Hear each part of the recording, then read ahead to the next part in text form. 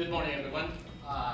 So my name is Julian Moreno. I'm at Microsoft. I have a long period of a month and a half in Microsoft, but I have 30 years on the industry, working most of the time with Schlumberger, SLB, for 26 years.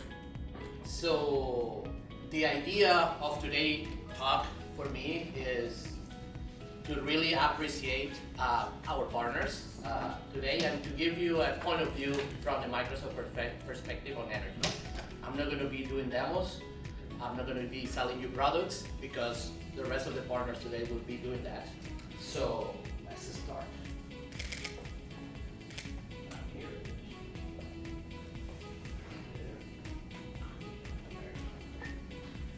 Good. So in terms of point of view on the industry, it took us a couple of thousands of years to reach 1 billion people around the globe.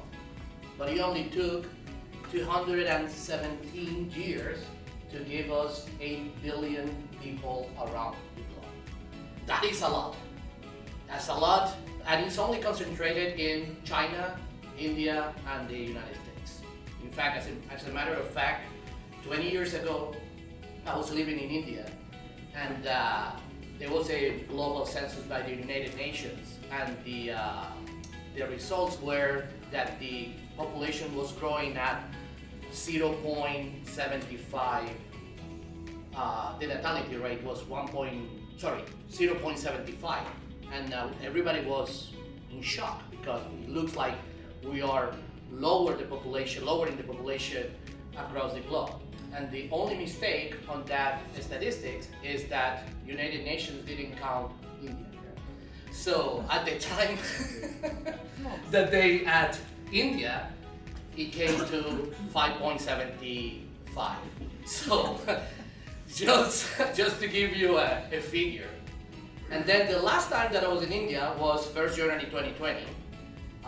Thanks to my good ex-colleague but now friend Patrick Dinin, she's here from SLB. We switched jobs. He was in India and I was here in US, and we switched jobs. And I arrived there with COVID. And that was a lot of people. And we were very concerned over there, obviously, because of all the number of people. But what I wanted to rise in here, which thanks God we managed it, and that the government over there did a fantastic job, because at the time, the different countries have to take different measurements. You see what Australia did, what Europe did, what India did, and United States did. It was completely different, and thanks to that, I mean, we didn't hurt much. We missed a lot of people, but I think that we survived in general. But what I wanted to bring into here is the next topic, which is energy. So we are surrounded by energy. But still, over 800 million people that doesn't have access to energy.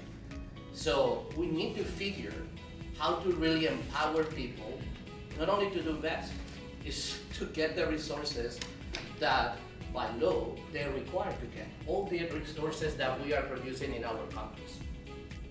And last but not least, a lot of us as companies have committed to the net zero. And that means that year on year, we need to really achieve the goals. I'm not saying that, I'm not betting on the reaching or not. We know that all companies are doing the best. But to reach that goal, we have to reduce 51 billion tons of CO2 to really get into our year on year. That's a lot. And that's a lot because we're still producing, we're still doing emissions. So there is a lot of challenges in the industry. There is a lot of strengths, and I don't want to bother you reading all this that we have in the slide, but I wanted to concentrate on a couple of things that I mentioned already.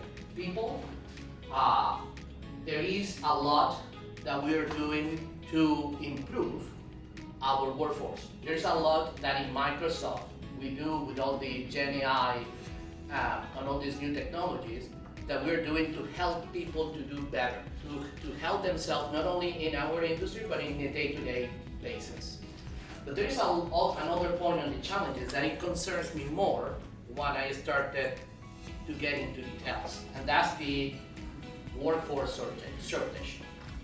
And it concerns me because in this new era of AI, or when it started in our industry, we start to think a lot on, AI is going to take my role. AI is going to take my role. So we were concerned about that and said, well, if AI is taking the role of these new people, why do we have shortage? So the reason is because people like me are getting retired between today and in 5 years. And the new generations don't want to work in this. My son says, no daddy, I don't want to get your job. I wanted to do this, I wanted to do that. One is an athlete, the other one is a psychologist. Thanks God, I will get money and not get crazy. But the point in here is we need to do better to really help our industry, otherwise we're not going to get anywhere. So we definitely need to take a new approach in these moments of uncertainty, and the whole approach on Microsoft is always being around innovation. So you saw Rakesh presenting all the innovation that we're doing, and you will see all my other colleagues and partners doing the same on this context of innovation.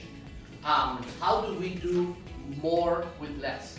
How we do better with less? So all these elements is that how do we prepare our food with less ingredients?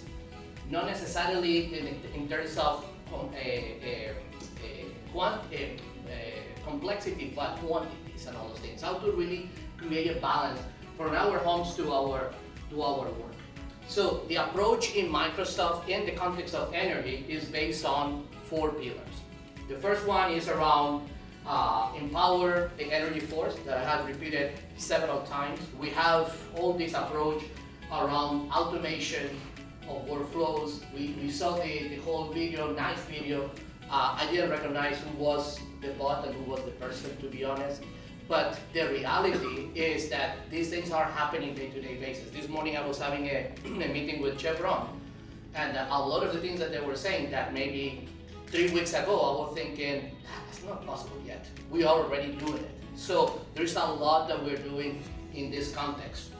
The other part, and I believe a lot today will be talk about this, the whole notion of OT, is the operation for the new future of energy. How do we do the new field of the future in this context? How do all these sensors and autonomous operations could happen? All the data that is produced, we could take it back to not only take decisions, but to improve our operations in the near future. Definitely, we need to do our achievements on the net zero commitments, transforming the way not only that we produce energy, but the way that we consume energy. And last but not least, how do we grow sustainable? Some examples, but beyond the examples and the successes that we have in multiple companies, and you see at the bottom, are our partners. We definitely at Microsoft believe on this notion of partners. And then just now, because Rakesh and Johan put the video, I just put this, and this is something that I bet my good colleagues Patrick and Racing Tulsi, that we worked together in the past in innovation, we could see here the reflection of several things that happen in a day-to-day basis of a drilling operator, of a drilling engineer. All the things that he has to tackle from the very beginning in the morning with calls, with emails and all those things, all this manual processing that for years we wanted to automate it, but we didn't achieve it properly. But now you see things with Copilot, with bringing the data in the right context. The whole notion of contextualization, how to consume the data, is now available in our fingertips. To conclude and to close, and let Johan to show us the new toys that we have with Acuvate. So in our industry, we concentrated, as I mentioned, in these 4 pillars: empower the workforce, operate for the future, accelerate to net zero, and unlock sustainable business. And that is definitely a way that we leverage by our partners and our technologies, the Azure Data Manager for energy, which is our platform for energy, the whole notion around the mesh, the data fabrics with Azure Fabric, and Copilots for every single persona is the way that we see it moving forward. With that, thank you very much.